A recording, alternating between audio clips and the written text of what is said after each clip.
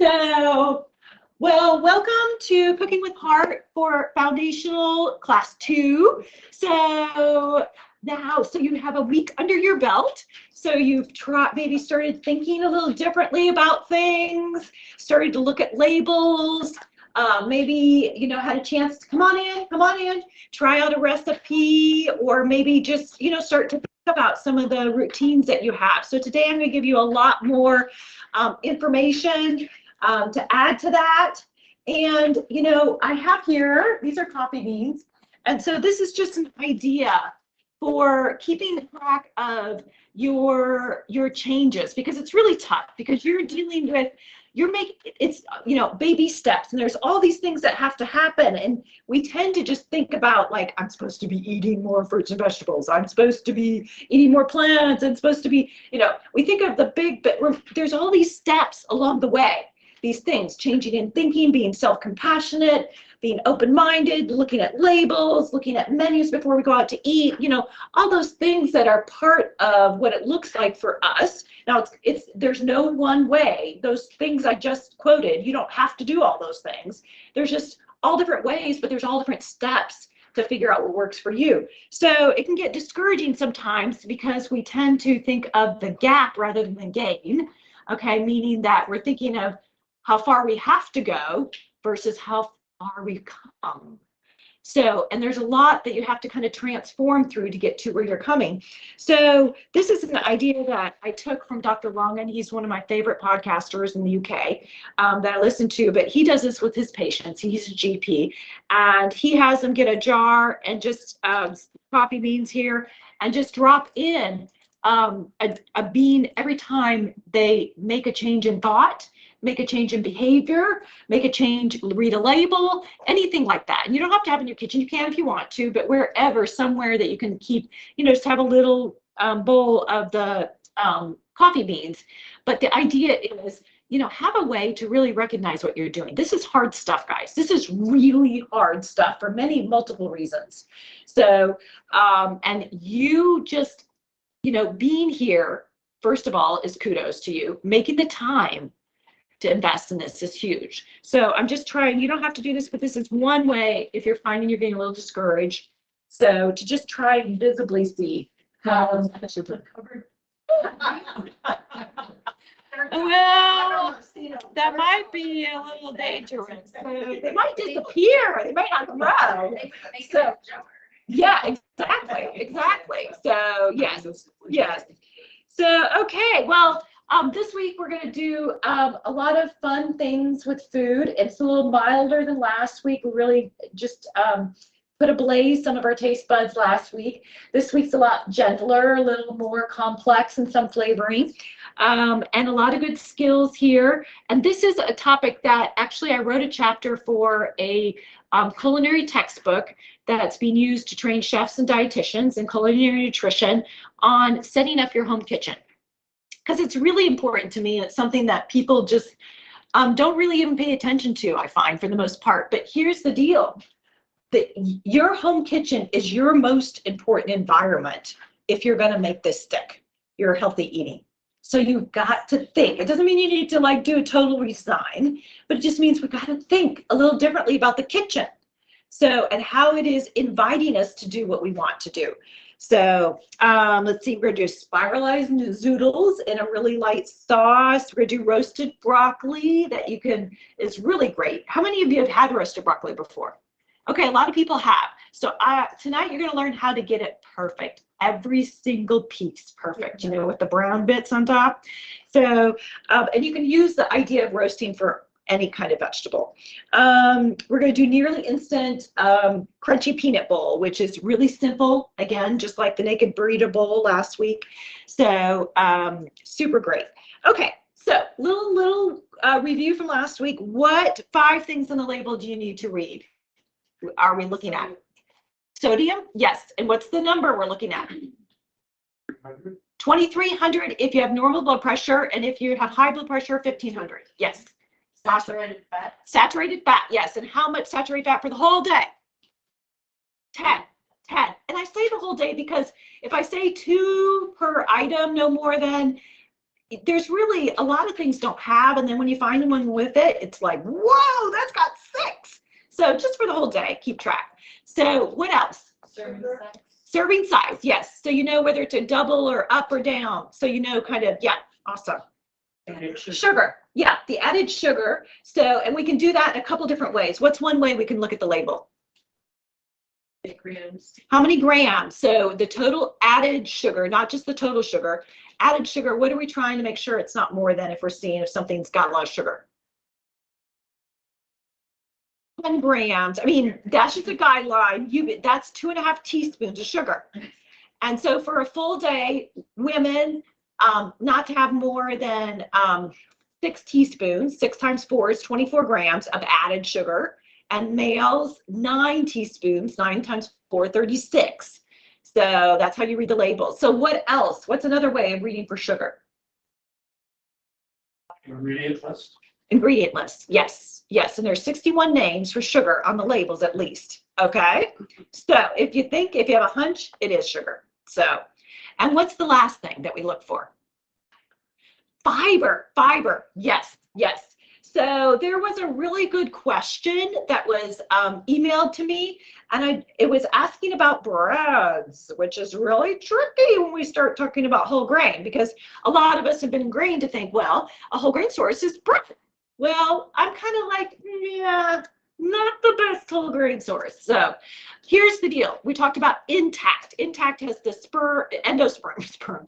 endosperm, bran, and germ.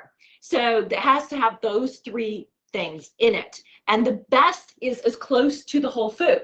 We actually know the more you grind up something, the higher the glycemic load. In other words, the quicker it's going to go in the bloodstream. So if you grind up oats to flour, the flour is going to hit your bloodstream much quicker than steel cut. Okay. Now, I'm not telling you you need to do steel cut, but I'm just saying be aware that when you make cookies and you grind up to flour, that it's not quite the same as old-fashioned oats, even if you started out with old-fashioned oats. Okay, we know that. And a lot of the studies that looked at whole grains have looked at the intact grains, not separated, stripped, and then added back. And that's another point, because manufacturers try and get tricky about like adding fiber in their product so that now it says it's 7 grams of fiber, but it was stripped and then added back. And it's not the same. It just doesn't perform the same in our bodies. So as far as bread goes, whole grain means you want 100% whole grain would be great, because that means it's a whole grain source. It doesn't mean it's wheat, like the wheat in the field. It means it's like a nut, or it can be, I mean, like a brown berry, or a sprouted something. It could be different things when it says whole grain. It could be wheat, but it doesn't necessarily. That's like wheat is whole grain, but whole grain can mean other things. Does that make sense? Mm-hmm. So whole wheat means it is coming from the wheat in the field with all 3 of the layers intact, which is good, but it's ground up to make it soft, because most of us like the soft bread. Okay, and if you like the soft bread, I'm going to tell you right now, honestly, there's not really, nobody's figured, I mean, it's going to spike your blood sugar and not be as nutrient rich if it's a soft bread, even if you make it with whole wheat flour. Okay, so your best breads usually are the ones that are whole grain, because they have the grain, something a grain-ish in there, like Ezekiel or Dave's. Those are ones that you find in the freezer. Why do you find them in the freezer? Well, because they're pretty robust. And they're going to go dry if you put them in room temperature, and they have oils, because they have the intact grain, that are going to go quicker than that white Wonder Bread that you could probably keep for 6 months plus, at room temperature. Okay, so there's a big difference there. So for toast, do I do toast? Yes, not weekly, but I like to do, like, I have in my freezer the Ezekiel, and I'll do like an avocado toast with tomatoes and mushrooms and, something like that. So, but it's, I know people want it, and yes, if you make homemade bread, that's great with whole wheat flour, but again, you've got ground up flour. So it's just not going to be the same as eating quinoa like we're going to do today. Okay. Yes. What's the deal with the flax? I've read that you have to process it a little to get the nutrients, but you're Yes. getting the more. It's Jennifer, right? Right. Ooh, remembered. Jennifer. So very good question. Flaxseed. So flaxseed, great question. Flaxseed is awesome. I have it every day. So, but I grind it up. Okay.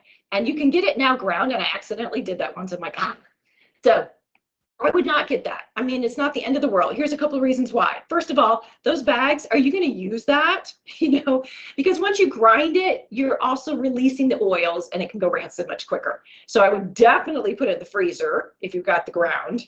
But I'm just really picky because rancid oils are really not good for you. Okay. It's like oxidated stuff in your body. So whereas when they were oxidation, they're really great for you. So we want to really catch them before. And once you taste a rancid oil, you're tasting it. It's been rancid for a little bit. Okay. So, and all of it's rancid. Like if you taste a bag of something that's got a little rancidity to it, the whole thing, it's there. Okay. So I'm just really picky. And I see things where they say flaxseed, you can grind it up and keep it for 2 months. I'm like, oh, no. I would not trust that. So what I do is I get the flaxseed and I grind it every week, and my bulk I'm just, my Sunday is my day to make sure I have all my breakfast stuff and my, lunch kind of stuff ready to go. And I grind it up, put it in the freezer. So it's ground up. Now I've probably been going a little overboard, but I just do that. So, and I keep the whole flaxseed in the freezer. So flaxseed is awesome. It's got fiber, a lot of fiber. It doesn't really taste. It could be a substitute for egg. It has a binding. It's got some omega-3 that's plant. So it's not a substitute for fish, but it also has some positive properties there. It's really great for hormones. So keeping a balance, because it actually helps bind onto some estrogen as it goes through. So it helps some of these sweeping ups and downs. Now, it's not a miracle drug, but it's something to keep in your diet if you're having, I highly recommend it if you're having hot flashes. So You by the middle and then grind it. Yeah, a coffee grinder will grind it, so you don't, Well, I put it in a shake every morning, but I was buying the right stuff, so. Yeah, if you can still thicken and make an egg from the whole ground, but it's gonna go through you. We don't have the enzyme to break up flaxseed. So, I mean, it's probably feeding a little bit the bugs in your colon, but not really too much. So it's pretty much just going through. It's, bulk in your food. So great questions, guys. Great questions. So, I didn't quite get a chance to look up all the erythritol, but I did read an article. Okay. And I read an article that said, basically, erythritol is a sweetener that's combined with monk fruit a lot, and sometimes you buy alone. And we had some media headlines about the strokes and things. And what it said is a couple things. It said, don't get freaked out. It's not that it's like, again, the amounts were really high and the media kind of took it out of context a little bit. It's just, I wouldn't call it, safe is a hard word to talk about because everything can be toxic in certain amounts. Okay. So, it's all in the dose. The poison is the dose, guys. So,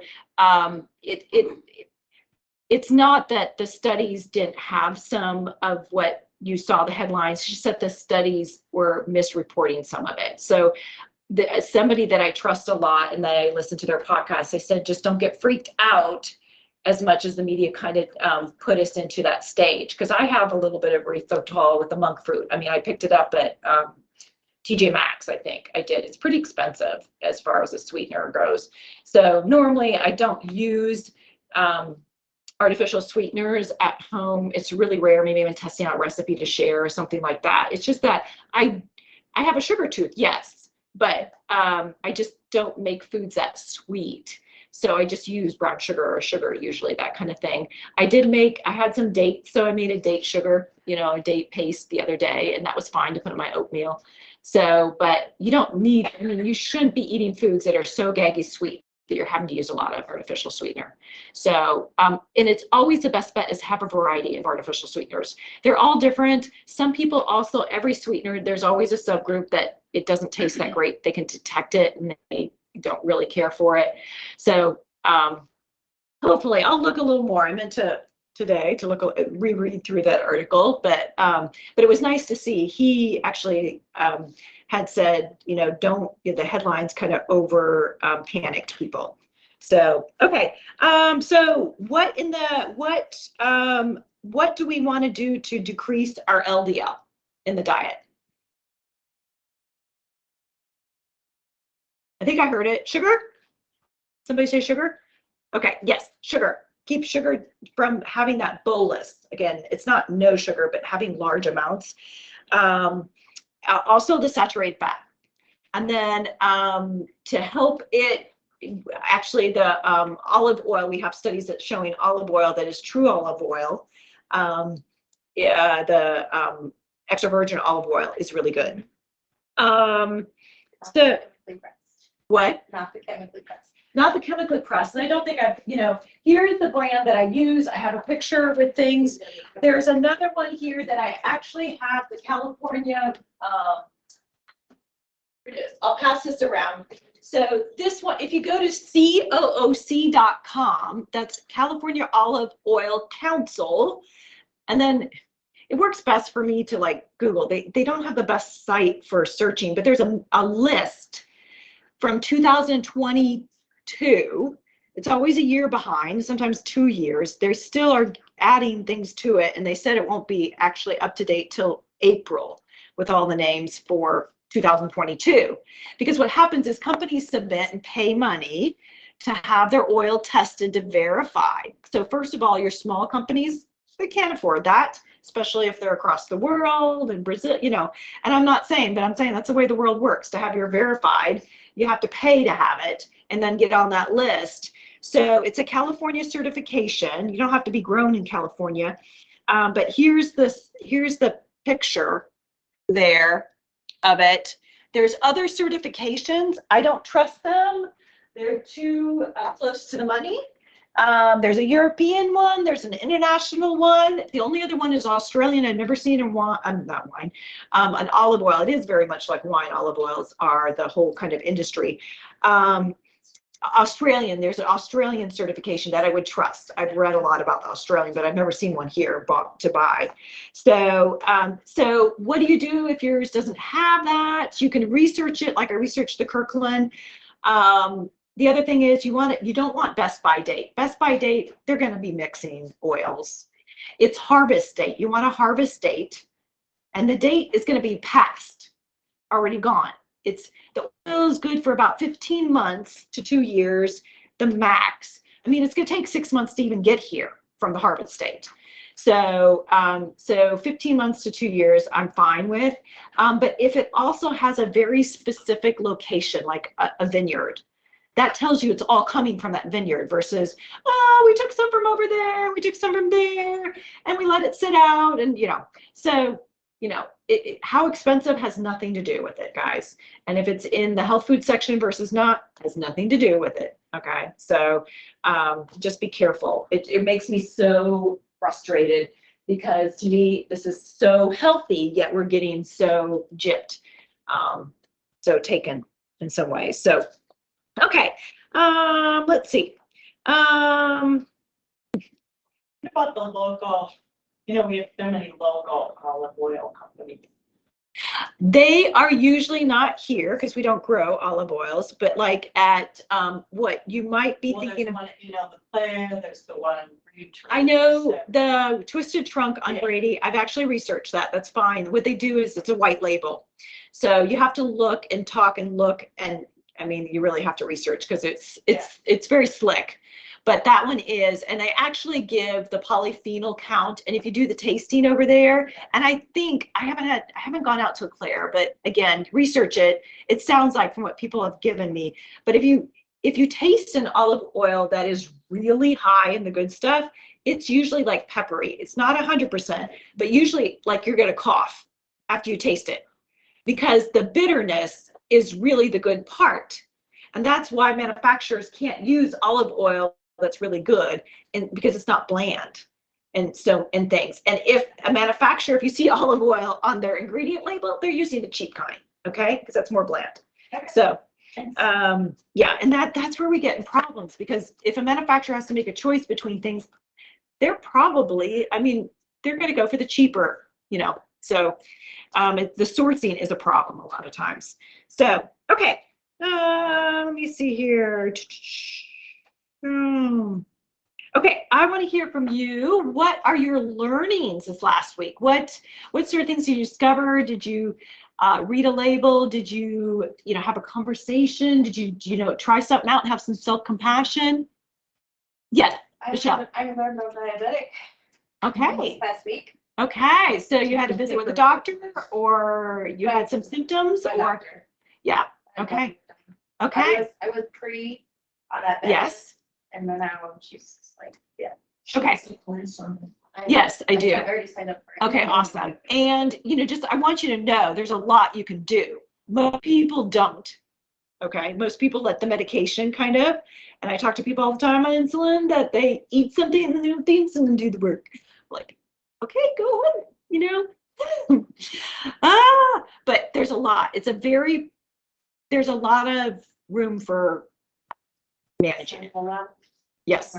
So, and, there can be a lot of gifts, even though, yes, it's frustrating and it's, you don't want this, but there can be a lot of gifts when you start to really take hold of it, and you're going to feel better, and you're going to just, be, that kind of better health. Other things, do we have anything from our virtual guys here? So anybody want to share? Get off mute and share there, or send me in the chat any learnings. I know you have them, but you might be a little shy to share. Being here is a big thing, guys, really carving out the time. And like I said, I'm not asking you to do a lot of time outside of class. I just want you to start taking baby. There's so many steps. And today we're going to be talking about getting your kitchen stocked. That's a big step. You got to get the stuff in there. You got to know where they are, organize it, try a couple different things out. Okay. So there's just so many steps. Yes. It was Carol. just a little thing that you told us, but I am so glad you did. It was like the little Hy-Vee seasoning thing. Yes. Just take that thing.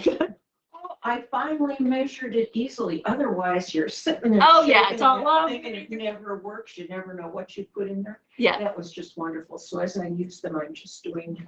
Those It's things make a marvelous. difference. It does. Oh, It does. You can go must tell every faster. group that. And some people maybe knew that already, but I just. Yes. Yes. No. 1,000 years later. no. And it even says it on the label if you look small.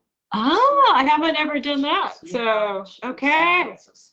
No, those are things that make a difference. So, and we share. So share when you guys figure out things like that. So awesome. Okay.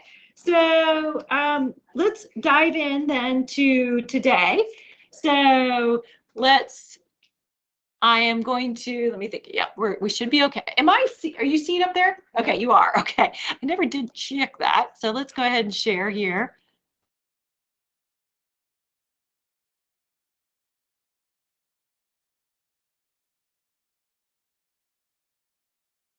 Okay.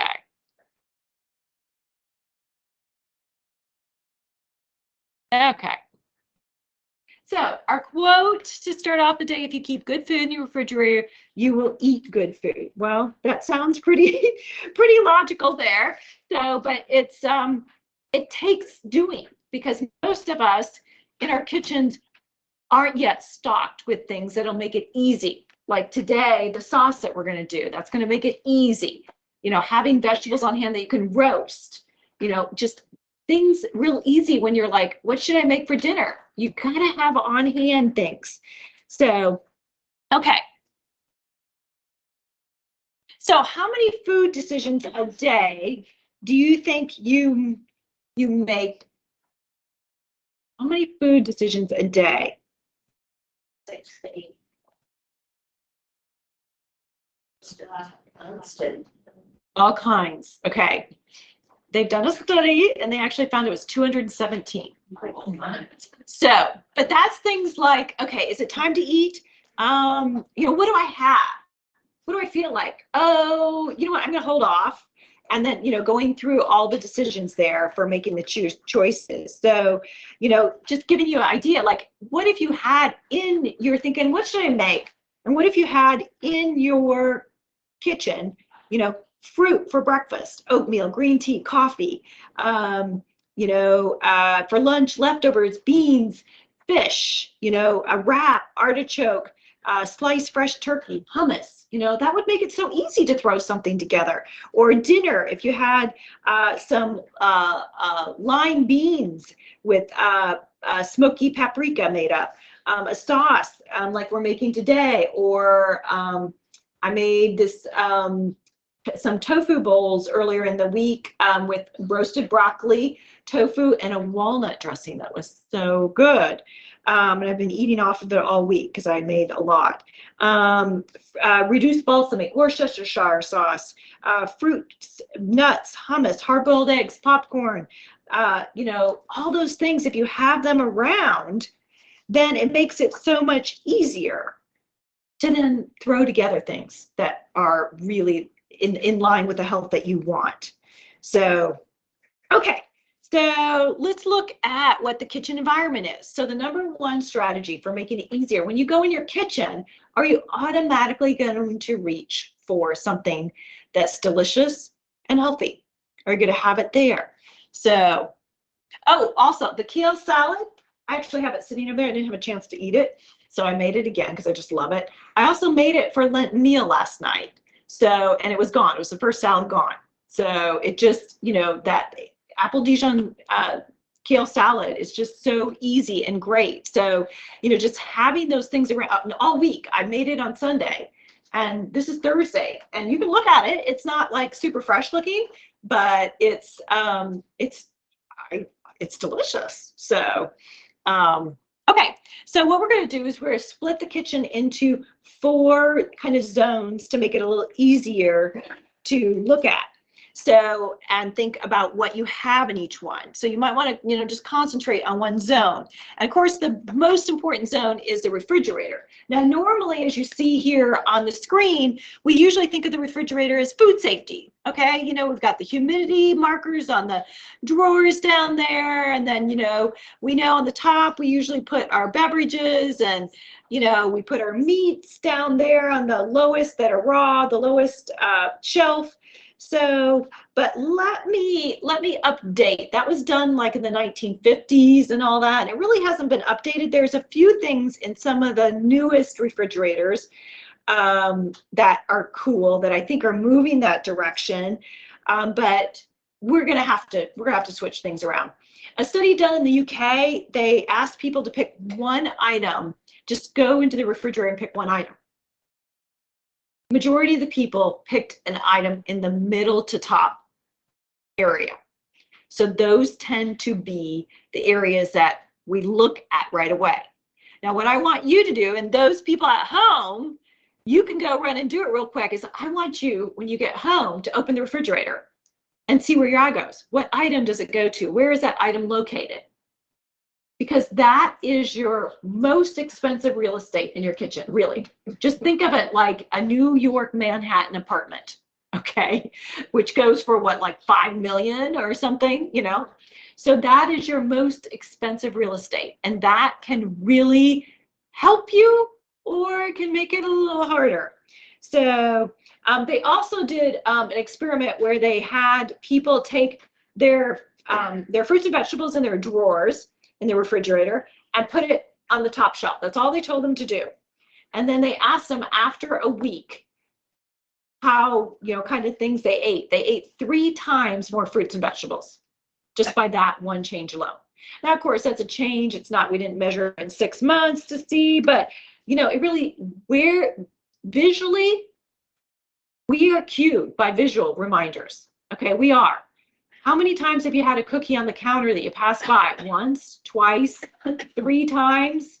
Usually by the 5th time, most people will have to give in because your decision fatigue is kicked in too. It's later, so you have more decision fatigue. And actually, each time you have to say no, it actually takes a little more oomph to say no. So just getting it out of there is the best strategy. So in my house, I've got oftentimes young adults, and they can do their own thing. We have some coordination together, but they tend to cook at like between 11 o'clock at night and 1 o'clock in the morning. Okay. So I will get up the next morning and find remnants. And the deal in our house is you can do that in the middle of the night, that's fine, but you gotta put it back. And I don't want to see. I don't want the brownies left out or whatever you did. So, and I'll have a little chit chat, and honestly, I will. I'll just like, you can't leave that out, okay? I don't want to see it. I'm going to start picking at it eventually. I'm hungry, and maybe I'll take a little bit before I get my oatmeal together, and then next, I've got, kind of the row is kind of going, and so I'm just like everybody else, but I know myself. So I don't have any extraordinary willpower. What I do is I know myself, and I also know how I'm going to pay for it.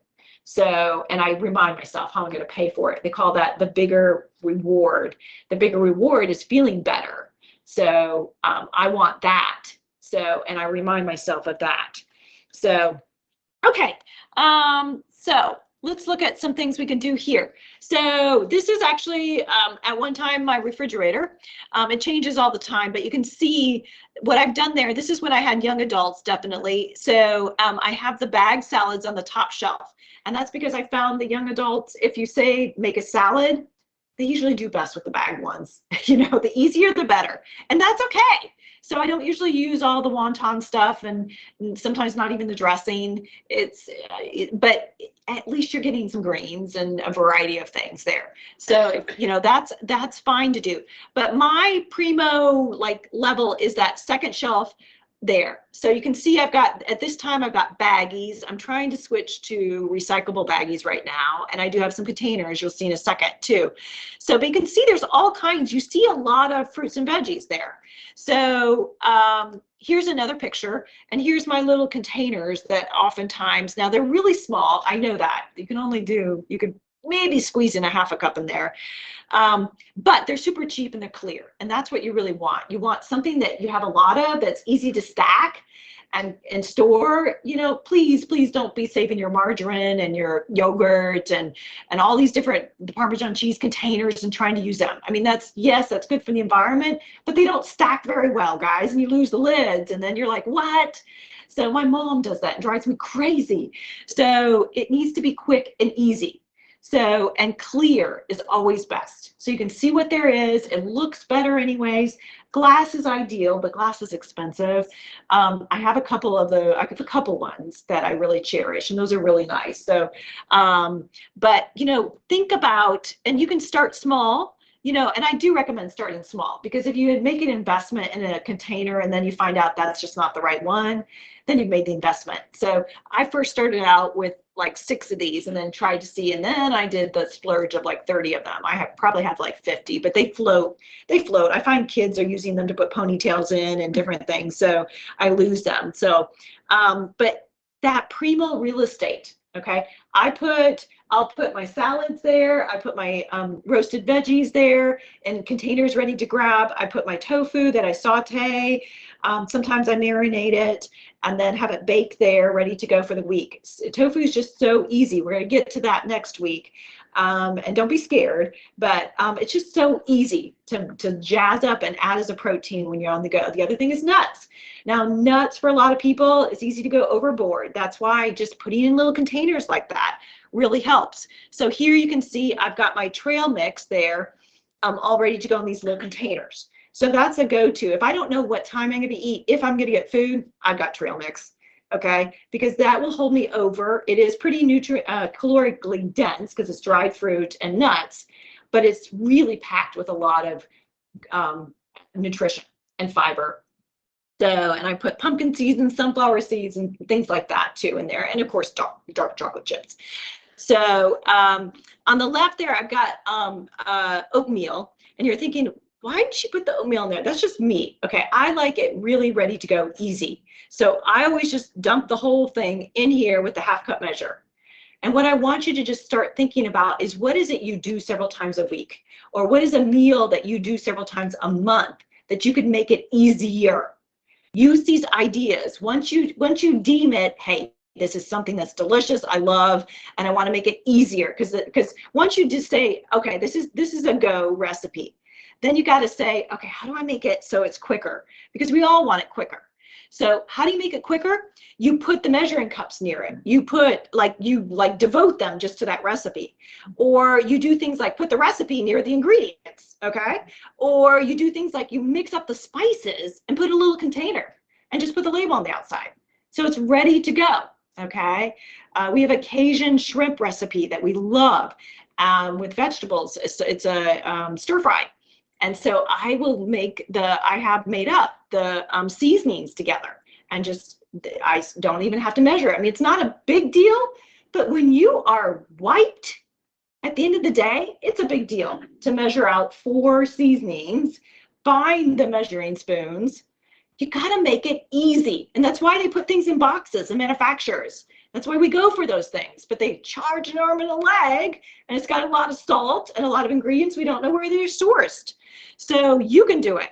So you can see there on the right, that is my hot cacao. It's hot chocolate made with unrefined cocoa. And so I've got, cocoa is messy. Okay, so I've got the measuring there clipped to the cacao bag there. But again, the idea isn't that you need to copy that, but I want you to think that way. Is there something that, like a rice dish that you love? Then clip all the measuring things and the recipe to the rice bag. Okay, make it easy so that you just don't even have to think. You just pull out 1 or 2 grouping of things, and in 10 minutes you got it done. So now the bottom picture there, I've got, let's see here, is this in the middle of your screen too? There, let's move that. So I've got measuring cups there. It drives me crazy. Whatever drives you crazy, just find a solution. Digging for measuring cups, okay? So I just get a lot of them and put them on the counter so that I don't have to go through a drawer or, what happened to that one? Or so it just drives me crazy. The other thing is, any utensils that you're using regularly, meaning a couple times a week, it should not be in a drawer. So it should be accessible against the backsplash. So there's so many ways. You can get a flower pot, you can get a beer stein mug that you can stick them in. Okay, this is a nice kind of thing I got umpteen years ago, but you can create your own things that you stick utensils in that are pretty. You can do a project with a grandchild, that you create your own little thing there. So, but there's all kinds of things just to put your utensils, so you can grab them and go. Peelers, spatulas, spoons and, scrapers, all those things, wire whisks, all those are there so I can grab them. I don't have to dig through a drawer. Okay. So, here's some things in the refrigerator. So if you've ever gotten like a co-op, when you get a co-op, you get all these lettuces. You have no idea what they're called. And they're just wonderful, but they're all different. Some of them are fragile and some of them are robust. The more fragile ones you want to separate out and put in a basket with a towel here, because the moisture is going to make them go bad sooner. So this is just a drawer that we put baskets in there. So just an idea if you do that. The other thing is if you have a more robust lettuce there, like the romaine, or you can actually chop it up and put it in a towel and rubber band it, put it in the refrigerator. And just each night take out what you want. Just ideas, guys.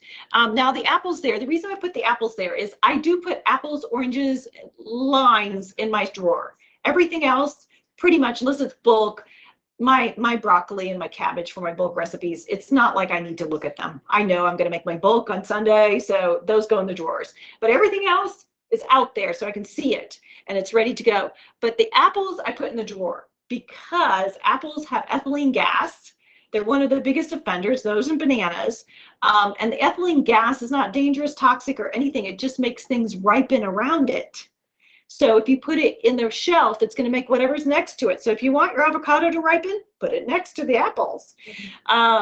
So I usually put those out. And then I'll put in my drawer in freezer baggies, my lemons and my limes, separate a lime bag and separate a lemon bag. The reason is because even with the skin on the lemon and the lime, the ethylene gas will get to them. So if you want them to be a little longer, then put them in this freeze bag. And the cool thing is I just have a freeze. Sometimes my freezer bag is empty in the drawer because I'm not going to throw out. I don't like to go. I mean, I use a lot of baggies, but I don't like to throw them out. I like to reuse as much as possible. So if I'm out of limes or lemons, I might have an empty baggie in there, but that's, you know, where I put them. So just some ideas there. Okay, going. Other thing besides apples that should go in the drawer with the ethylene. Well, bananas are high ethylene, but we're not going to put banana. We're going to talk about those on the countertop in a second. So yes, they're a big ethylene gas offender. For the freezer, which do you think is more nutritious, frozen or fresh? The same. They're pretty much a draw. I mean, if we had a test, we could probably figure out. But what happens is with the frozen, with the process they use, they like practically back the truck up into the field and they flash freeze them. So that it's instantly the nutrients are stored in there. And they do a very short like blanching. And that is to destroy the enzymes that make fruits and vegetables go bad, rot. And rotting isn't bad. That means they're alive, guys. So that's a good thing. So, so fresh and frozen, I just say pretty much the same. So now it does change the texture, you know, when you freeze things. So we can't use them quite the same, but there's a lot of things we can use them for. And if I forget to tell you, remind me about the Parmesan cheese shaker, because there's a freezer trick that's very good. So here what we're trying to say is any of your berries or anything that you want to freeze, just freeze them flat. You can use a baking sheet. I like to use a cutting board. My cutting board's smaller. I don't know about your freezer, but I don't ever hardly have room to put flat a baking sheet. So, but just put parchment paper and then put it out there. And within 15 minutes, it's usually frozen enough, or just leave it till the next morning. When you open it up again, you're like, oh, I forgot about that. And just then put it into a container or a baggie. So I usually always have berries. I do that way. I do my tomato paste that way. I freeze it, put it in a container. My pesto is, my beans are. So I have them all in the freezer ready to use. Now, kitchen, the pantry. So in your binder, you have a wonderful, wonderful handout with lots of ideas, overwhelming ideas. So what I'd recommend as possible action step at some week, it doesn't have to be this next week, is that you sit down and go through and circle the things that you want to look at adding into your pantry that would help you have things on hand to make these delicious meals. So these are just one kind of grouping of things: wet items, beans and grains, oils and seasonings, nuts and seeds. Now, nuts and seeds, I do put a lot of those in the freezer. So pistachios I go through pretty quick, so those get out. But my walnuts, I put those in the freezer because I get them in bulk from Costco. Any seeds, sunflower, pumpkin, I put those in the freezer. So flavor boosters, you know, do you think Asian? Do you think Indian? Do you think Italian? However you think, organize your pantry. Okay, there's no one way you should do it. It's like, how do you think? Do you have all the bottles up, you know, there? Do you, and you have to work with any, other people in the household, how they think, because I'll find things I'm like, I don't know where this goes. I don't know where she put it. So, but yes, just make things how you think. I have actually 2 areas for my spices because I have so many. I have one that has like my all the time go-to, those are the chili powder, the garlic powder, the onion powder, the vanilla, all those are right there because I'm using those right and left. And whereas the other spices are in a, turntable inside a cupboard. So that's just how I think. I just know always my go-to are there and then the other ones are here. So just sit down and start to think, well, how do I think about recipes? How do I organize in my head? So countertop. So countertop, the only thing we want there are fruits and vegetables that can go on, refrigerator temperature. Now this nice basket is actually wrong. I would never put bananas like that in the basket, okay? So you know how those nice rounds and then they have a hook at the top or they just have the hook? The hook is not to be pretty. The hook is actually to keep the bananas away from the other things because the bananas will make things go right quicker. So if you want them right, have them go quicker, but do not put them next to the tomatoes unless you want your tomatoes to go pretty quick. And tomatoes do go on the counter, guys. They do not go in the refrigerator. Do you know that? So I've had many stern conversations with produce managers over the years. They're getting better, but and every grocery store I've come to know, probably not Wegmans, who knows? I don't know much, but I just know Wegmans is awesome. But they ship their tomatoes in the refrigerator truck, which is a no-no, but every grocery store does that because it's about economy. So, but tomatoes, when they're cold, their sugar turns to starch. Their natural sugar turns to starch. So if you like starchy, bland tomatoes, put them in the refrigerator. Okay. So now once they're cut, you have to put them in the refrigerator. So because they will start to grow things. But yeah, keep them on the counter. I've had many people come to my house and they take them and put them in the refrigerator. I'm like, no, don't do that.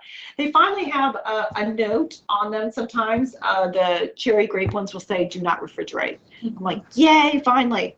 So but yeah, so I just, I have all kinds of, I have my onions, avocado, mango, garlic, bananas, all on the counter scattered, kind of back off in the area that I, is not easy to reach, but it's there, I can reach it. So, okay, so the last thing we talk about is utensils.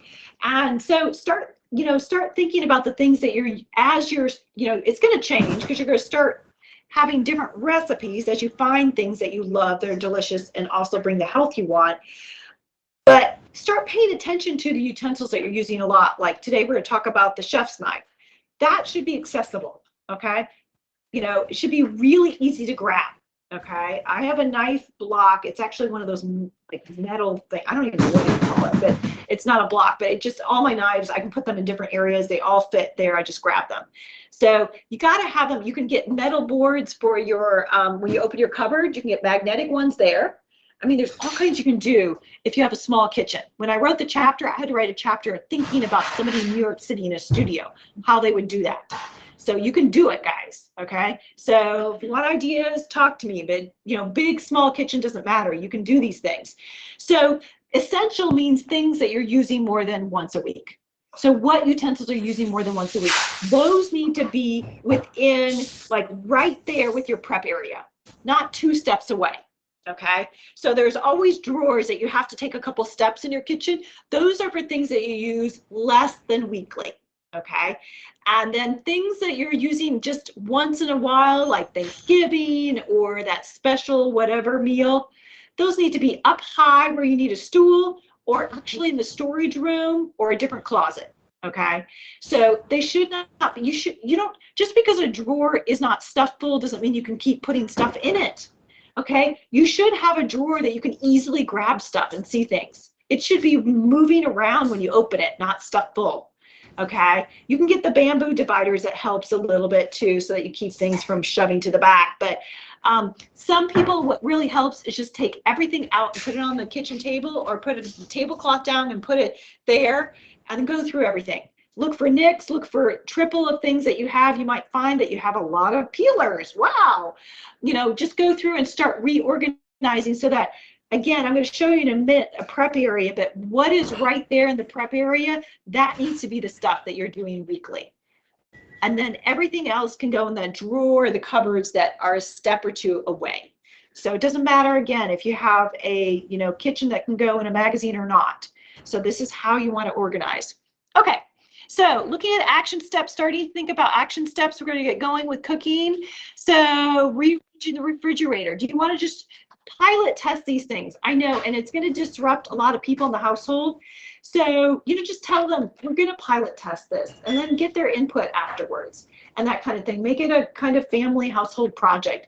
But I find that if people don't think it's a life sentence, it really helps. If you just go, okay, I'm going to pilot test this, see if this works. We can change it if it doesn't seem to work, but explain to them that this is really important because if we see it, guys, we're going to more likely going to eat it. Okay.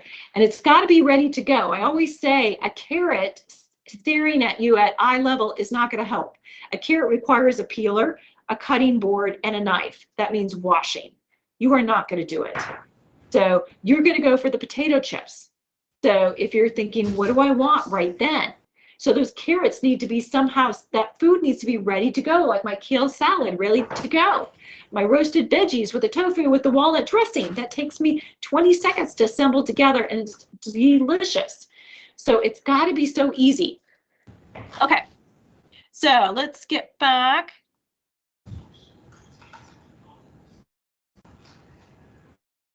And I'm going to first talk about, let's talk about my prep area here. So, okay, and let's talk about some knives. So let me grab some knives here. So, okay.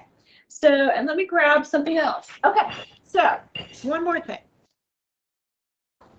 Okay. So, anybody know what these are? Steel rods, honing rods is actually the proper name for them. Okay. We think of them as sharpeners, but technically, to me, sharpening means taking off the metal. This doesn't take off metal. If you look at these, they're both equivalent same, even though one's shorter, bigger. It's just, this is the one we have here in the kitchen. This is mine from home. So if you look at it, it kind of looks a little rusty, but it's got, and you can't really even feel it. It's so fine, but it's got lines, davits in there. So what happens is when you use a knife like these, when you use knives, then there's like, think of like, there's like threads or basket weaves of metal threads. And as you're chopping and pushing on things, what's happening to these threads is they're doing this. You see what's happening with my fingers here? It's flattening. So is this a sharp knife or a not sharp knife when the threads at a micro level have done this? Not sharp. Yes, and that's what happens every 6 to 8 hours of chopping is you get this pressing down of the weaves of the metal. And you want to, what we do with honing is realign them so that it's sharper, but we haven't shaved off. So in order to do that, you know, you might have seen chefs on TV do it, and it's not complicated. It's about an 18 to 22 inch angle. You don't need to memorize that. All you have to do is know. And usually at home, I'll put this on a dish towel because it's easy to do like this. So just put it on a dish towel, hold it firmly, and here we go, half. Okay, so I'm from here to here, half, half, and half. You're close enough, okay? And you keep the butt of the knife and just pull it, holding that angle best you can. So again, it's just half, half, half. And you want to do this 8 to 12 times. Now, if you have never honed your knife, do it for 2 to 5 minutes. But I would cut something first to see how dull it is. And then after you do that for a couple of minutes, cut again to see, did it help? Because if it didn't help, you probably need to shave off, okay? And shaving off is, where's my sharpener? It's around here because I sharpened the knife. I have this. Okay, you see them? Oh, there they are, yes. Oh, yes, and this is my pretty plate from home. I talked to you about, here's the pretty plate from home. See, this is my plate that everybody has to ask permission to eat off of. So I want you to get your plate that you eat and enjoy your meal that you've cooked and that's good for you. So, okay, these are 2 different sharpeners for the 2 different knives. This is a Sentuko knife. It's a Japanese kind of chef's knife. And this is more of a German chef's knife. It's Elite. This is typically longer. It's typically a little heavier, typically even a little bit less. This one's a thinner blade, so technically that will probably not last as long as this technically. This is the sharpener Wushev for the German knife, and this one you pull towards you. You do not go back and forth. Okay. Now, if you've never sharpened your knife, this is just a manual one. Start with the coarse and do it 3 to 5 times. Wipe it off. And then do 3 to 5 times fine. Again, cut something before so you can see how it's getting sharper. This is made for the Sentuko. It's a Rollo. This is look for your knife, what's recommended, but in general, these are kind of how you go. This one, you go back and forth, back and forth. So, but you just keep an even pressure when you're going back and forth. So that's how you manually sharpen. There are electric sharpeners. I like the manual. It doesn't take as much room. It's easy to do. You know, that's all I ever do with my knives. A serrated knife, you can't sharpen this way. You have to send it into a professional, the kind of bread knives. You can send these into professionals to do. You can use the stone. The stone takes a little more finesse of a technique, so I don't do the stone. Other things here, let me move this. So your work area. So you're going to be doing anywhere from 80 to 90% of your chopping with your chef's knife, okay? And if you want to feel these, you guys can feel these. I like this one. It's just lighter. I can get a grip and go. I've gotten used to it. This is a good one. This is mine from home too. It's just a little different. You wanna just you want to shake hands with your knife. You don't want to be back here. You want to be up here. You can do it like this, or you can put your finger like that. It doesn't really matter. So, and cutting, you want to let the pressure of you want the weight of the knife to cut. You don't want to pressure it down.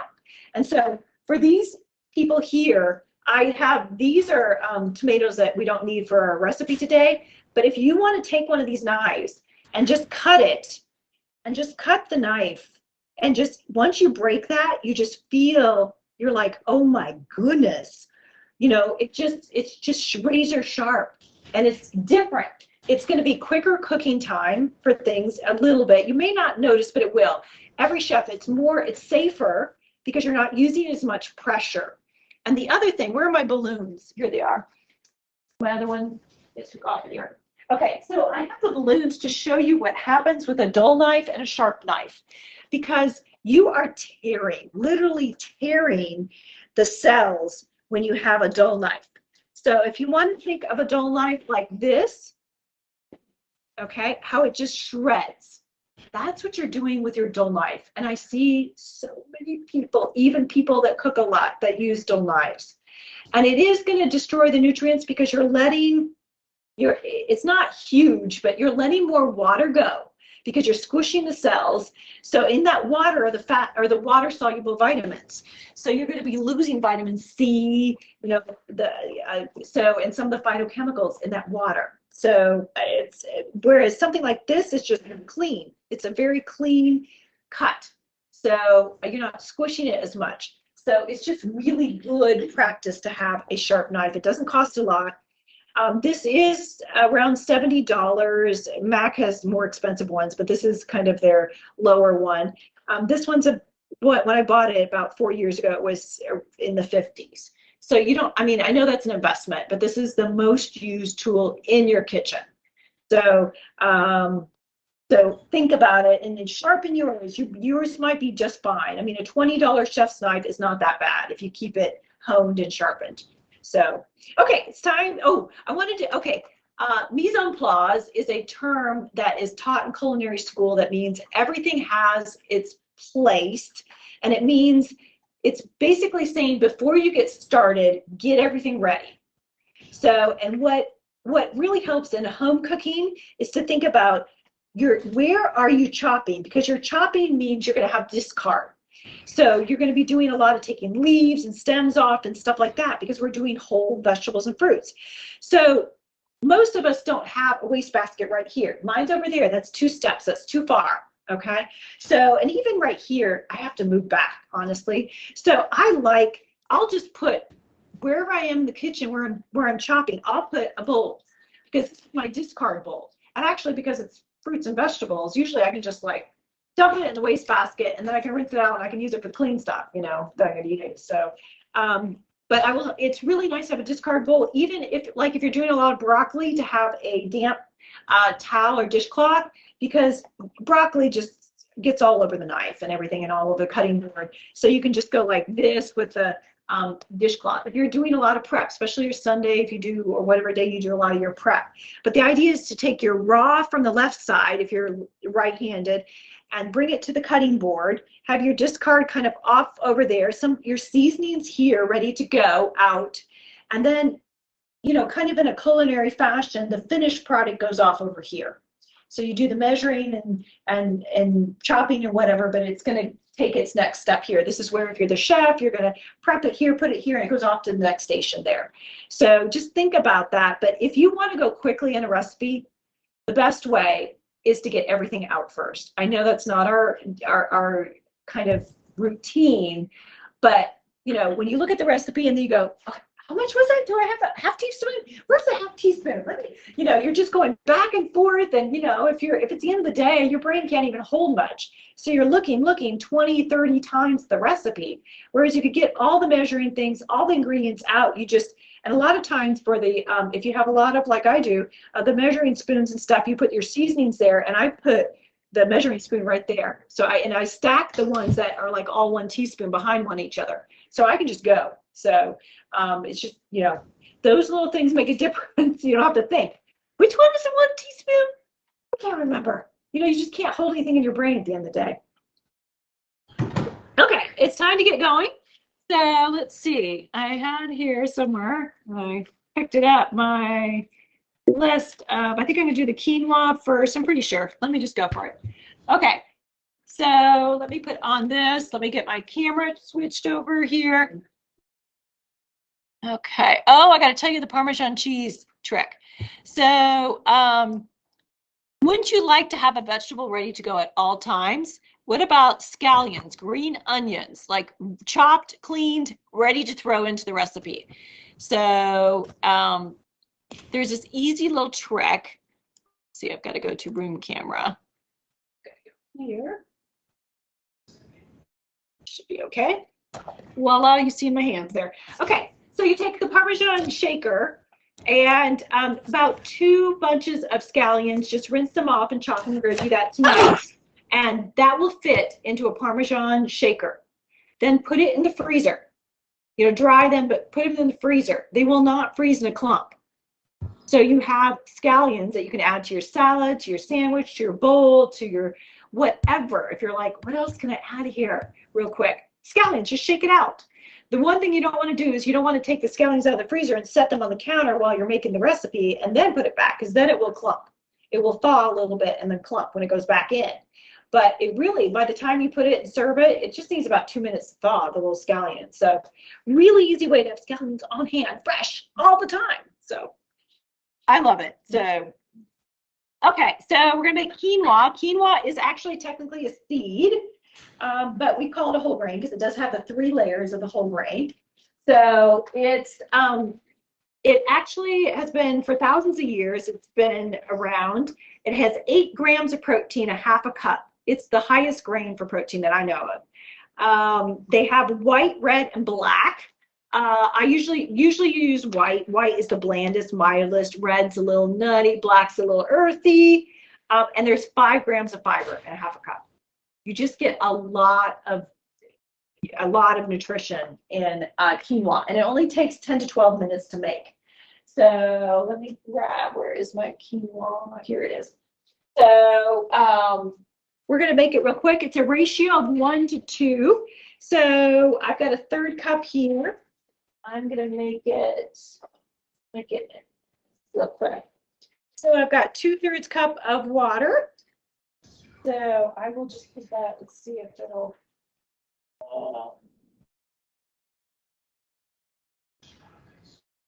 We'll boil that, and then I rinsed the quinoa. You want to always rinse the quinoa, even if it says it's rinsed. Couple of reasons. There's this dusty kind of layer that's natural on quinoa. It's called saponin, and it will give a kind of an off flavoring to it. If you catch that, I've never really caught it, but there's always stuff that's sediment from manufacturers and packaging. You always want to rinse. I've rinsed it even in little tea strainer. Yeah. Yeah, it just gets stuck. It doesn't. I have no problem with these. Oh, I'm not right. Yeah. So yeah, that should work. They are small. So yeah. So and these are quinoa is great to throw into. I throw it into salads, into bowls. There we go. Did you boil that already? Yeah. Okay. See, that's how quick the stove is. So it's very quick. So and then we're going to go for 10 minutes there. Start that. That going, and we'll finish up the salad in a second. So what I want to do now is the broccoli, because I want to get that cooking. So the roasted broccoli. So roasting is when you roast a vegetable, you take it through caramelization and go beyond to what we call creating aromatics. And so broccoli really doesn't have starch in it. So there's no there's nothing to turn to caramel sugar like. Whereas like a tomato has and a red pepper does. So when you roast those are sweet. Yes, yum, yum. But broccoli instead develops these aromatic compounds. I call it savory. So it's like hundreds of compounds. And that's why you want to get the dark brown bits when it's roasted, because those have the most kind of savory things created for it. So So we need to go, it goes through caramelization. Caramelization starts at 330, and you have to go through caramelization first, a little steaming too, because if there's any water on the veggie and there's water in the veggie, you have to get that evaporated off. And then at the end, we go to the aromatic, and that's why we're doing 425. So sometimes my air fryer, I'll do like 370. It takes a little longer to roast broccoli and roast anything, but 425 is kind of your standard roasting when you see out there. But a couple tips for doing cutting your broccoli. So you cut it off.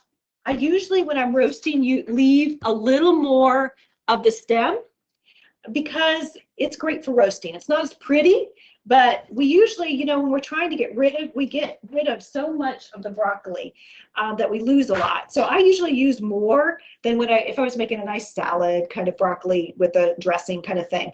But what I do is I will take it and the trick is to get the same height on the pan.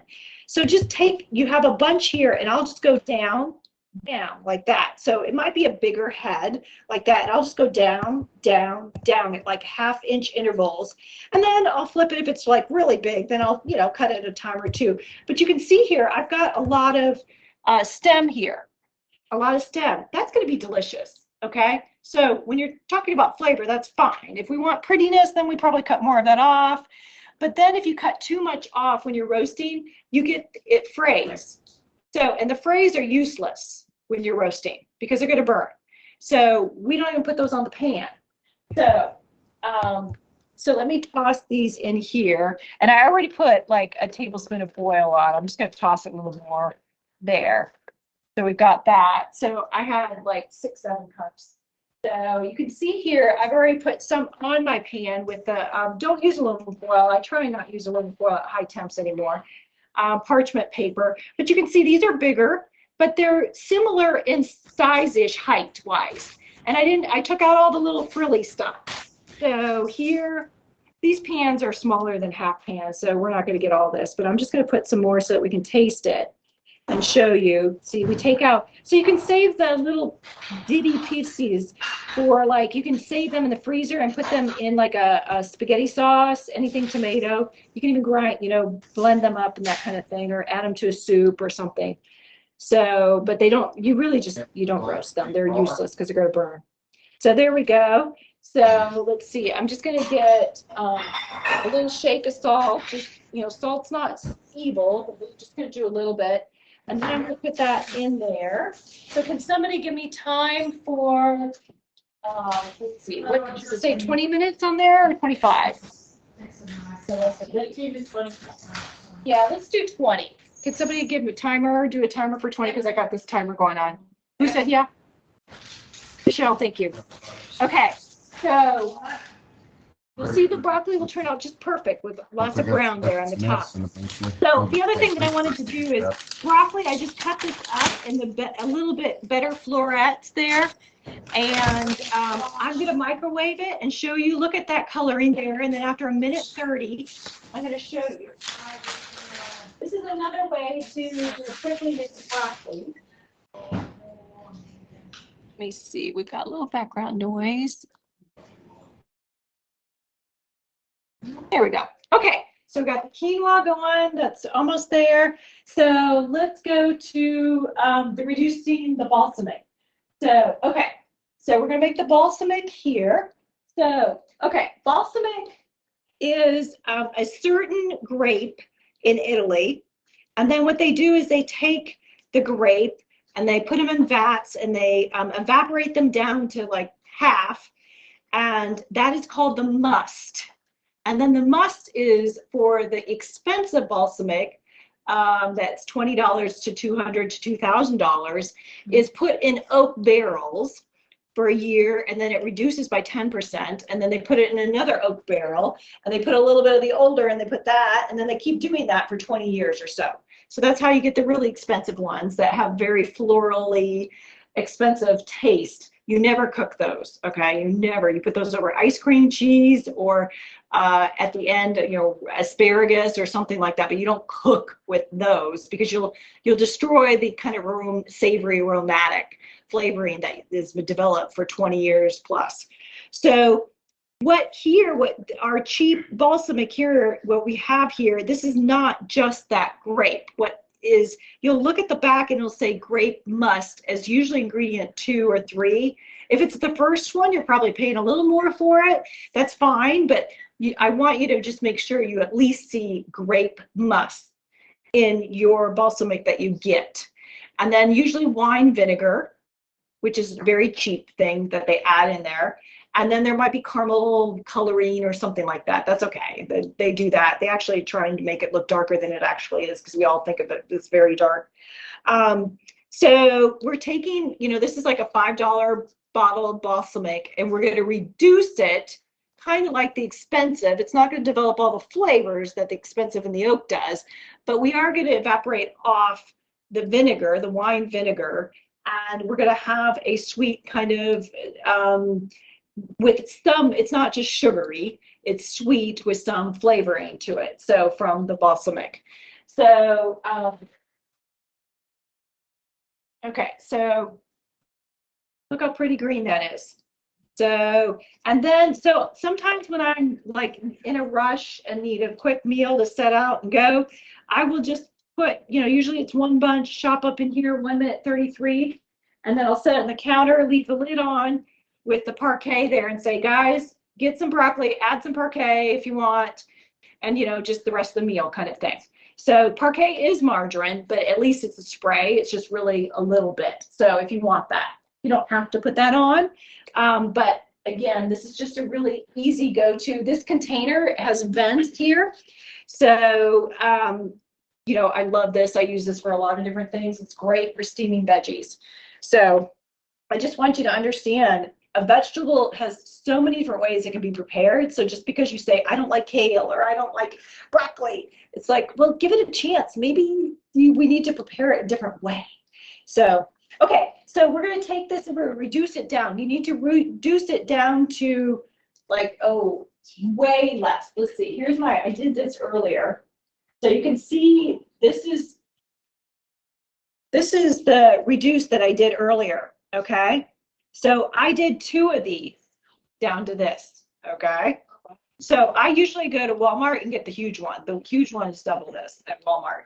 So, or you can get, but then I'll put this in a squeeze bottle at home and I'll have this ready. And I'll use this on tofu, I'll use it on strawberries, asparagus, it just, all kinds of things. It's got zing, you'll see, but it's not got, you can pick up a little bit of the vinegar, but it's not like right away you go vinegar. It's like, whoa, that's sweet and a little touch of vinegar and some other stuff. And so, okay, so all we need to do is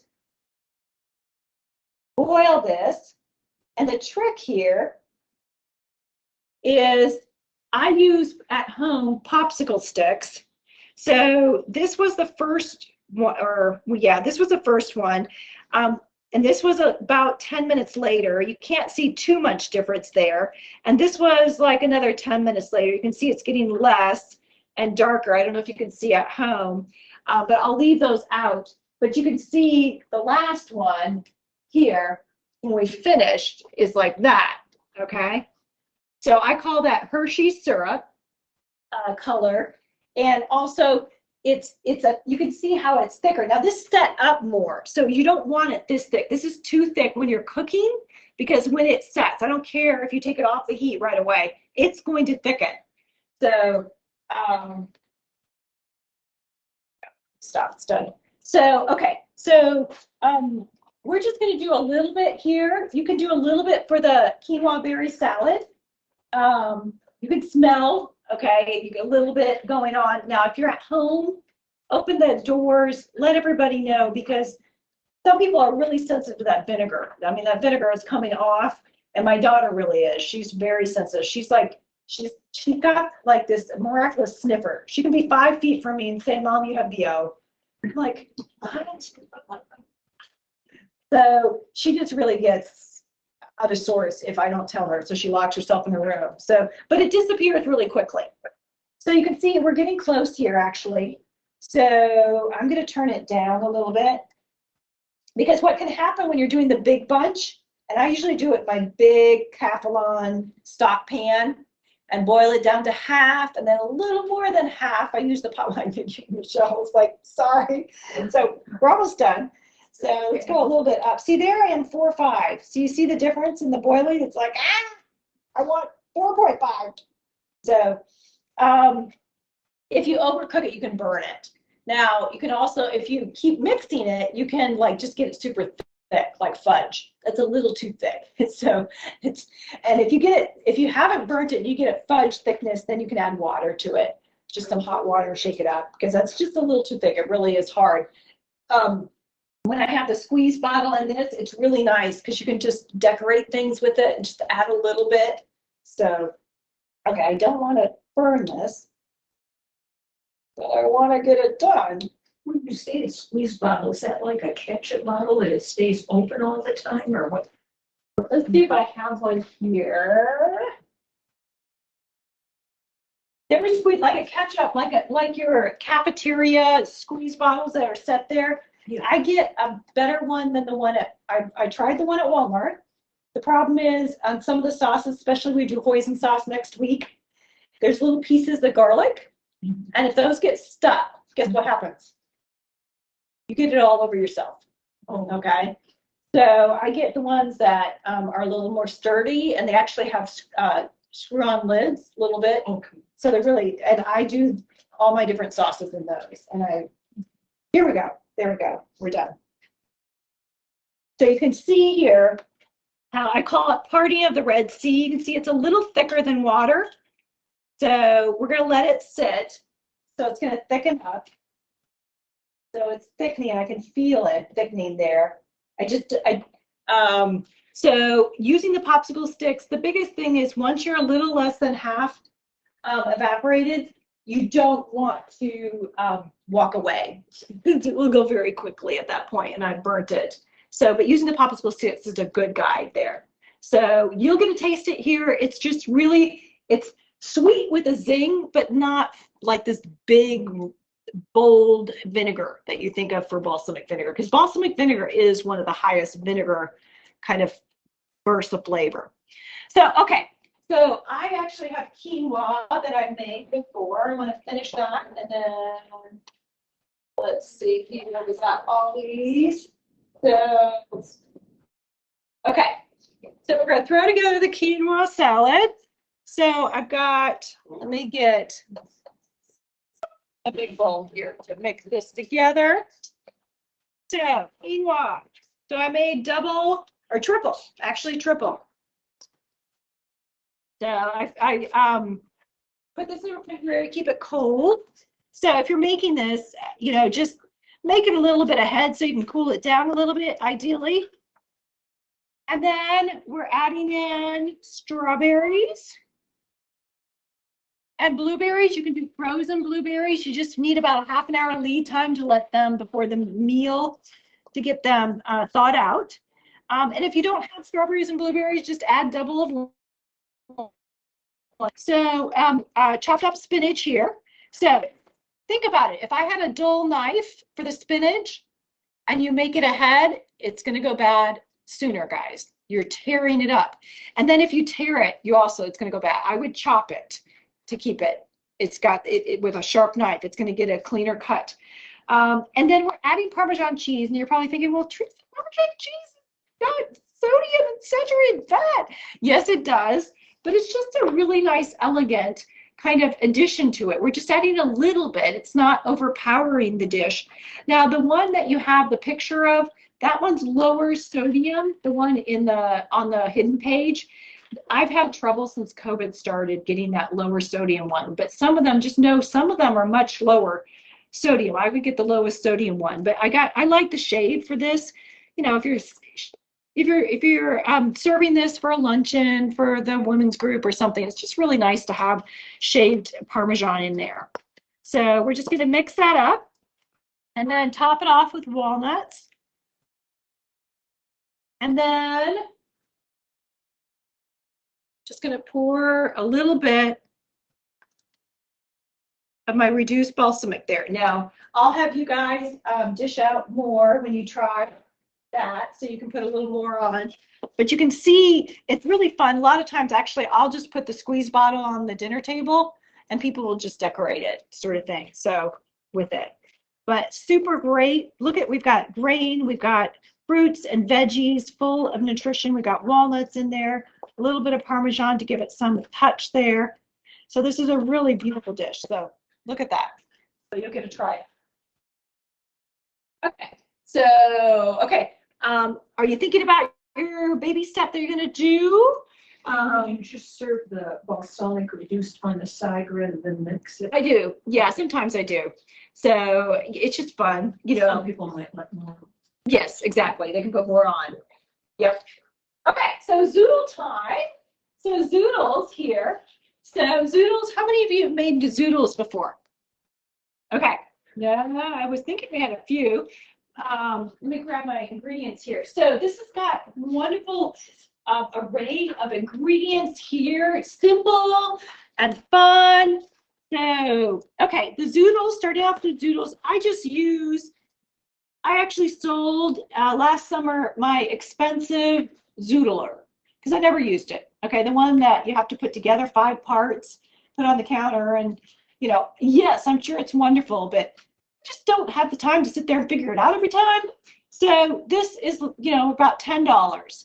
So that's, I mean, I just use it for like this kind of a recipe. So if you want more options and you can zoodle more vegetables, then maybe you want to go with the more expensive one. But when you zoodle, you want to use the thicker end because you catch the trick with zoodles is the water. Zucchini has a lot of water, so you don't want soggy noodles. So the thicker you go, the better. You get some more skin in there. So, and you also need to go with what we call a smaller zucchini. You know, your homemade beautiful ones that are all different shapes, they're not going to work in this. That's where you might need the expensive one. But so we just chop off top and bottom. And then let me just grab this. Thick, and here it says thin. That does. It says thin? Just in the spiralized. In the book, your recipe. Yeah. Can't use the thin eating that. Yeah, did I say that? Really? Okay, thank you. Zucchini spiralized, thin works best. In spiralizer. Oh, so you're saying a thin zucchini works best?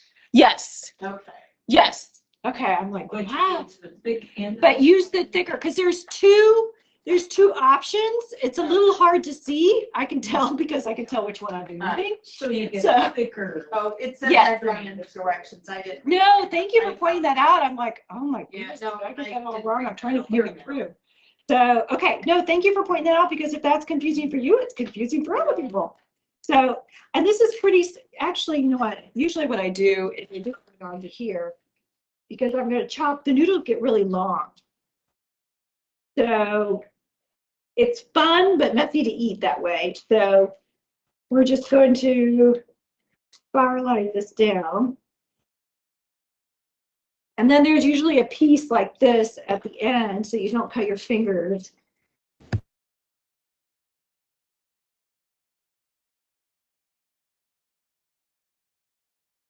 About there. I can do the last bit. We'll call it there. So we'll toss, usually there's some stuff here. You can use that for a soup or something. I usually don't cook those. So, and then I usually just do a couple of cuts like that so that it's more manageable to eat. So I've already done, so I'm not going to actually do this one because one of the tricks with noodles, again, is the sogginess. Now, I don't recommend using the frozen zoodles. I've only once made it work.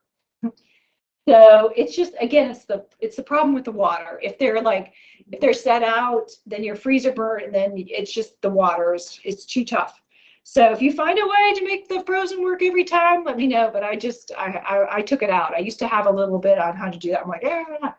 So what I do is I set it like 30 minutes is ideal. I put paper towels down and on the bottom and put paper towels here. I did 3 here. You can see zucchini. You can sprinkle it with a little salt. I didn't this time, but sometimes you will to draw out a little bit of water. That's all. It's not like I'm adding salt, and then you kind of just pat it. We're not going to, we don't want to mush them. We want to just kind of get out that surface water as much as possible. So that's preparing the zoodles. So we've got our tomatoes, we've got our scallions here. Let's see, let's get going with our pan. Zoodles. So I'm going to add my oil, just a little bit of oil there. And one of the tricks here, again, the zoodles, really all you end up doing on the heat is heating them through. You aren't cooking them, really. If you cook them, you're going to get soggy. So we're going to add our garlic there.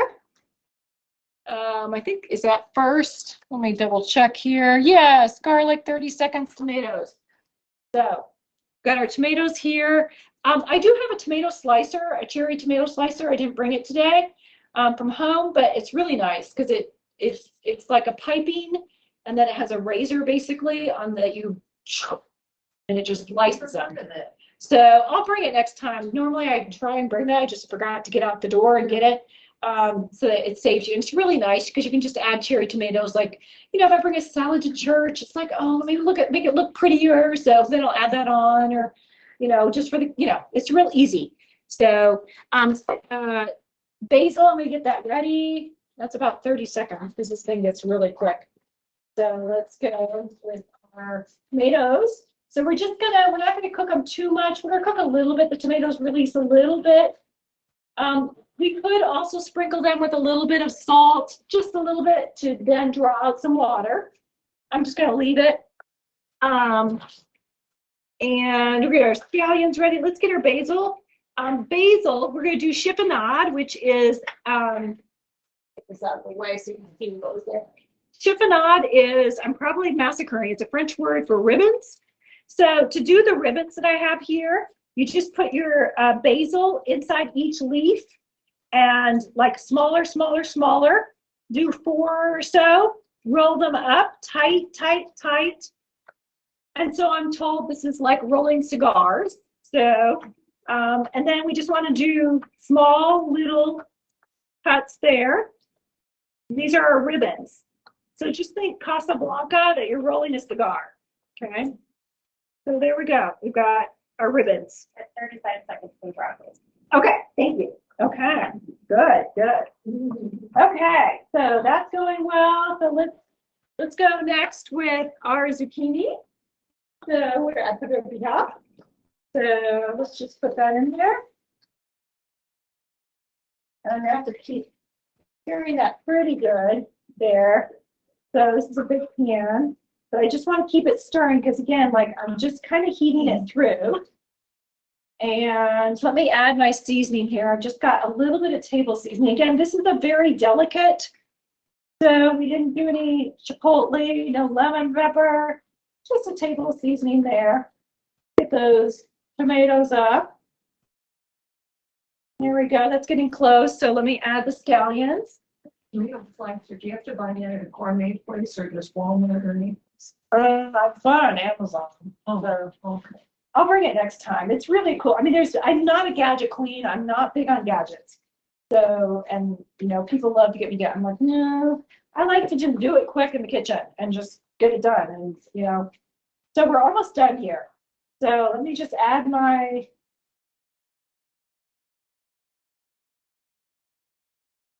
little bit there. Yeah, it needs to be heated through a little bit. I know this is, it's a lot easier to make one serving of this than it is 3.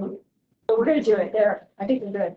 I don't want to overcook it. It's very tempting to overcook it because it always cooks a little bit when it's going. So there we go. And yeah, I know you don't like that. So scallions.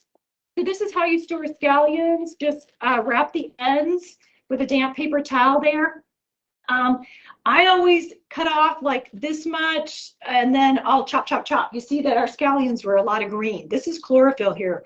This is good stuff. This is lower glycemic index this here than this. This is not bad, but it's just that a lot of people always just cut the white. It's like, get the green. So But remember, the scallions, we can do it in the Parmesan shaker too. So basil, are we time? Okay. Basil, here's one way to keep it in the refrigerator because basil is very irritating because it turns in a couple days. So you can take it out of the containers and do this, or you can take a damp paper towel in those plastic containers that you get them and make sure you wrap it, a damp paper towel around the roots because the roots need to be fed. Also, basil is very wimpy. I call it high maintenance. It doesn't like cold. So don't put it in the back of the refrigerator. Make sure it's like in the door in the front of the refrigerator. Okay, let's see how this broccoli is. I think we are over, and I'll throw together real quick. We'll literally just throw together the last meal. So, okay. Perfect. Da-da. Oh, look at that. Look at all that brown, guys. Look at that. Perfect. Yes. Now, you can do, this is in the oven. If you want perfection, this is the oven. You can do it in the air fryer and just throw it in, okay? I'm just saying, I have an air fryer too. And the other day when we did the tofu bowls, I just threw it in and just turned, you know, and got it brown, a lot of the pieces brown. We put it in the bowl. I had quinoa on the bottom and then roasted broccoli. And then I had some sauteed. I just did real simple sauteed tofu. I only actually, we'll learn next week, I only drained it for a half an hour because I didn't have any time. And the walnut dressing, and it was really good. So there's just, you know, I would have, actually, I think I did, yeah, I did. I had some tomatoes that were about to turn, you know, they were getting a little wrinkly, my cherry tomatoes, so I threw them in and roasted them. And that was great in there too. So that's a great thing about roasting. When things are about to turn, you're like, you know, it doesn't look the freshest. You can roast it. So, okay. So let me put this over here and then let's throw together our last meal. This is one of your super quick ones. And do you guys want to share, anybody have something that's come to mind that they need to do this next week? For their action step, because this is about improving your health, guys. Feeling better, eating delicious food. Okay, well, like, what are you thinking? Yeah. That's right, I eat potato chips for dinner. That's okay. I want you to also practice self-compassion, okay? So the potato chips were there, right? So if they're there, they're tempting, okay? So, you know, and you learn by, okay, this didn't work. Okay. So, and just starting to go, you know, how did I feel after that dinner of potato chips? Okay. I think I like how I feel after the quinoa salad, or, you know, just starting to understand and ask those questions and being aware. And awareness is so hard, guys. That's the first step. But until you really are aware of what's been going on, our lives are so packed. Autopilot is the way we run. And so autopilot means we're numb to what's going on. Okay. So literally, guys, this is so quick. So let me get a big bowl, and then 1 minute, I'll have it together. Okay. So the secret here is edamame. So edamame, and actually I'm going to throw in some edamame for those here with the shell. So you can see it. So I have two different edamame. I have the edamame we're using in the recipe here without the shell. This is the shell. So I got these at Walmart, and I've gotten these before, and I love these. So we're gonna microwave this in the bag. It's a snack bag. And I'm gonna show you how to eat those so you know how to use those as a snack. But we're gonna use them. Edamame are immature soybeans. They are packed with fiber. They're pretty bland tasting. So when people tell me, I don't like beans, I'm like, try edamame, okay? It's really it's in that bean area. So fiber and protein, it's great. So we're got our broccoli slaw. We can find that in any store. So we're gonna have that there. And we're going to, I usually like the Newman sesame ginger. And that's what we're going to do tonight. That's my go-to. There's also this light balsamic vinaigrette. There's a Merlot at Hy-Vee, but I think it's being discontinued. I was like, really? You know how to read labels. Read labels. You might have 1-2 grams of sugar in some of these. You want, no saturated fat pretty much. So in the dressing, you don't want to be getting the dressing as your saturated fat. So in the sodium, you want it to be lower. So we're just going to pour that on there and mix that up.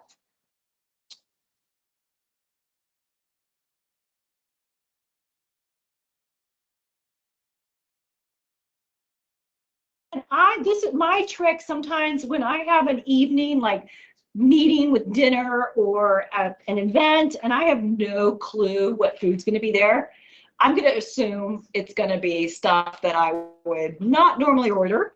So I want to be full before I get, not full, but I don't want to be hungry when I get there. So I'll just have some broccoli slaw with this dressing real quick, a bowl of that. Because that way, we know pretty much any prearranged conference food is not going to have enough veggies.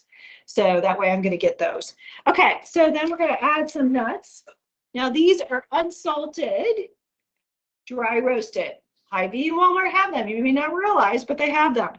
So that's a real nice topping there. And then we're going to top with some cilantro. Now cilantro, I store in this. You just take your cilantro, rinse it off so you clean it first, and then about 2 inches of water, put that in there. Now this is the tiniest, kind of not the best bunch of. The cilantro wasn't that great looking. It's not like wilting, but it's very woody, I can tell.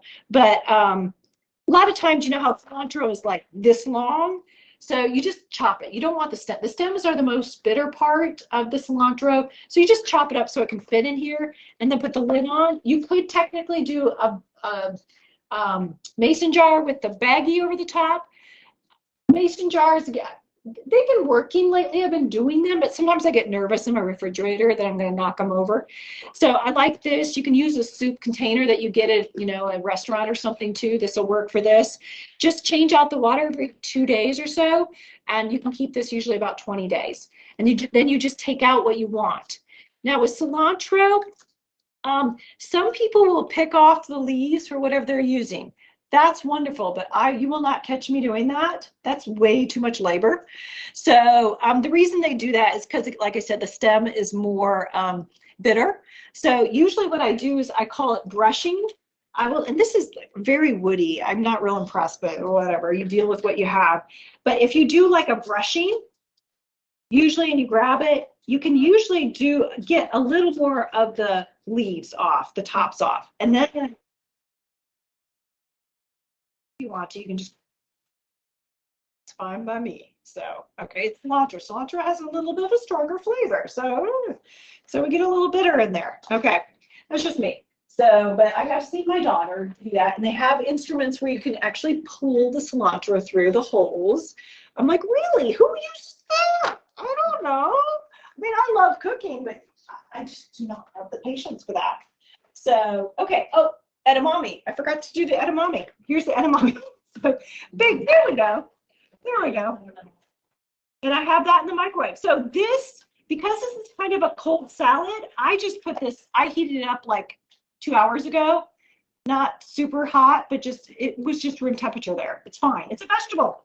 Bean. We don't really have to worry about like temperatures. So it can sit out. So you guys will try that. It's really, I do have chicken again this time. If you want to add chicken, but I recommend that you try it without and just see if that's an easy, quick way to go. Okay, edamame. So here it is in the shell. So think of it like a peanut. You just take it in your mouth and pull through the seeds. That's how you do it. Now, seasoning, there's no seasoning on here, which I love, because you can add it. If you want to add a teeny sprinkle of salt, you can. A secret is to add just like a teaspoon of rice vinegar. Rice vinegar enhances salt, enhances the flavors. And rice vinegar is like your mildest flavor of a vinegar. So it's one way that we kind of enhance the flavoring. There are a lot of spices out there that you can use to make these delicious. Like if you're in a munchy mood, Michelle, you're in a munchy mood. This is, I know it might not be the thing, but when I discovered these, I was in Hawaii. Okay, I earlier in my life was spoiled because I went to Hawaii many times. Now I would go to Costco and the beach, so I didn't do airplane and scuba. But anyways, I was spoiled because I went there, and there's a restaurant called Roy's. They now have it mainland, but it used to be just like in Hawaii. And Roy's, when you sit down, it's one of those places that you could come off with your beach wear and your cover up, or you could come with a fancy dress. You know, it's one of those places, and they have real chefs there. So I would actually, if they didn't have tofu on the menu, I would ask, I'd say, can you make something with tofu? And they would. It's that kind of place. But their appetizer, like instead of having bread or chips, edamame in the shell. So while you're waiting for your delicious meal, you're eating edamame, and they have this to die for seasoning. Now, it is not low salt, but it's a complex seasoning. It is. I found it online. Finally, years later, they've actually published it online, and I think you can buy it. But just know that there are all kinds of things you can do, and this has an elegant memory to me, okay? And if you're like behind on your meal or whatever, sit down with the kids and get out this and just start peeling it and put it in, you know. We'll go through 2 bowls full with the kids sometimes. So, you know, just keep an open mind. You know, these are things we're just not used to. And you guys can try. Let me get a bowl here. And you guys can try this tonight. So After you would cook it, if you didn't eat it the whole day, do you just put it in like a baggie or something and eat it later? you can. This is meant to snack and eat all this. Like, if you eat all this, But it is just me, I don't think I could eat all that. 7 grams of fiber in this. Okay. So when you're in the munchy mood, this is going to fill you up. 90 calories, 7 grams of fiber. That's like sugar snap peas. Yeah. Are those bad? Oh, yeah. That's great. Are they good for you? Yes. Yes. Awesome, Michelle. Awesome. So, yes. So when you discover things that you love that are also good for you, those are things you want to have in your kitchen, in your freezer, have so that you are eating them. That's the trick, guys. And that's how I've gotten healthier over the years. I find more and more recipes that I love, and those are my go-tos. I don't stock full of, you know, regular lasagna and regular Alfredo sauce. I'm not against those, but I'm beyond that. Yes, there was once upon a time I would make lasagnas and stuff, but you won't catch me doing that now because I have so many great recipes I love. It's not because I'm against lasagna. Okay, so awesome. We are over, guys, there. So thank you. You guys virtually, do you have anything, any questions or anything you want to share about that you're gonna, you saw that you're like, oh, I want to do that next week, or try that out, or I'm gonna, you know, start on that. So we talked a lot about forming your kitchen, just, you know, looking at your drawers, rearranging them gradually. It can be a gradual process, looking at what measuring cups you're missing that you'd like to have. You know, things like that. Does your peeler actually work? Well, maybe you need a new peeler. You know, you got to have basic tools like peeler, chef's knife, a honing rod. You know, those are things that you need to have a healthy kitchen.